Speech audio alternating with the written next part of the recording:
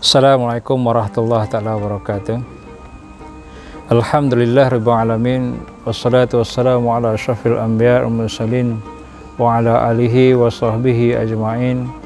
Rabbi shrah li sadri wa yassir amri wa hlul 'uqdatam min lisani yafqahu qawli. Rabbi yassir wa la tu'assir ya karim. Alhamdulillah, bersyukur kita kepada Allah Subhanahu wa taala. Mana sekarang ini kita berada di bulan Zulhijjah. Kita tidak lama lagi akan menyambut satu peristiwa yang cukup penting dalam kehidupan umat manusia.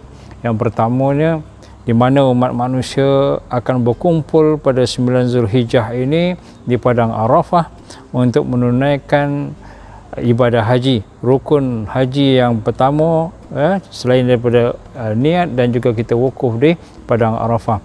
Jadi 9 Zulhijjah adalah satu tarikh yang cukup penting bagi umat Islam, berkumpul umat Islam dengan jutaan umat Islam di Padang Arafah. Cuma pada tahun ini kemungkinan besar disebabkan dengan COVID-19, maka jumlah umat manusia yang berkumpul di Padang Arafah akan berkurangan. Dan peristiwa yang kedua yang cukup penting bagi umat Islam juga, iaitu pada 10 Zulhijjah. Jadi kita akan menyambut hari raya Aidil Adha. Aidil Adha, yang mana semua umat Islam akan menyambut satu peristiwa yang cukup penting, cukup besar dalam kehidupan umat Islam. Kita juga disarankan pada tarikh tersebut, pada 10 Zulhijjah, bahawa kita disunatkan ataupun kita digalakkan untuk mengadakan ibadah korban. Jadi ibadah korban ini merupakan satu tuntutan daripada Allah Subhanahu wa taala kepada kita. Jadi bagi kita yang berkemampuan, maka digalakkan untuk kita berkorban. Jadi pada 10 Zulhijjah, selepas solat sunat Idul Adha, maka umat Islam akan mengadakan ibadah korban. Jadi ibadah korban ini pada 10 Zulhijjah dan juga pada 11, 12 dan 13 Zulhijjah, iaitu Yaumut Tashrik. Jadi tuan-tuan dan puan-puan, Allah menguji kita dengan nikmat yang Allah bagi kat kita. Adakah kita sebagai hamba je ini menunjukkan sifat syukurnya kepada Allah SWT?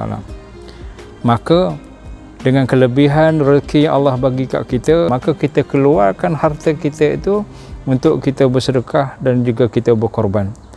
Jadi tuan-tuan dan puan-puan, untuk kita mengabdikan diri kita kepada Allah, perlukan keimanan. Sebabnya dalam Quran banyak ayat dimulakan dengan ya ayyuhallazina amanu, wahai orang-orang yang beriman.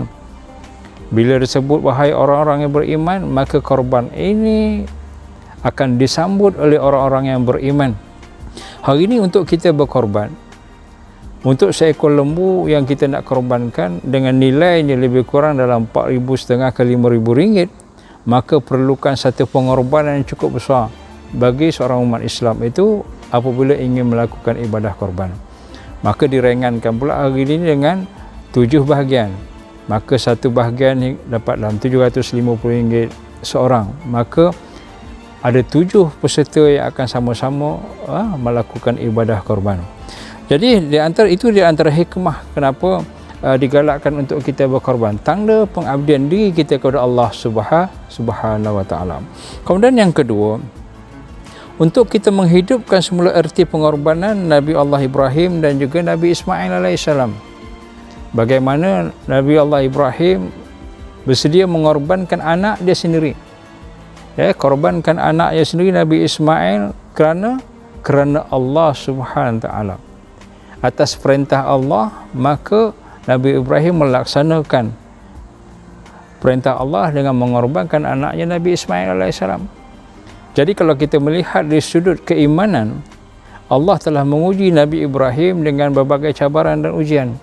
Nabi Ibrahim terpaksa meletakkan anaknya Nabi Ismail dan isterinya Siti Hajar di tempat yang kering gersang, kerana Allah SWT.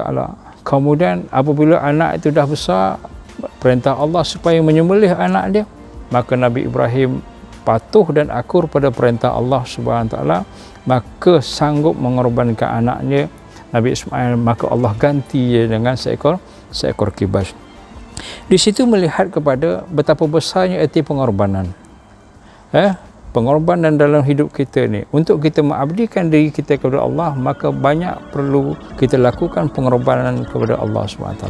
Kita korbankan wang ringgit kita yang kita sayang, kita korbankan masa kita, kita korbankan harta benda kita.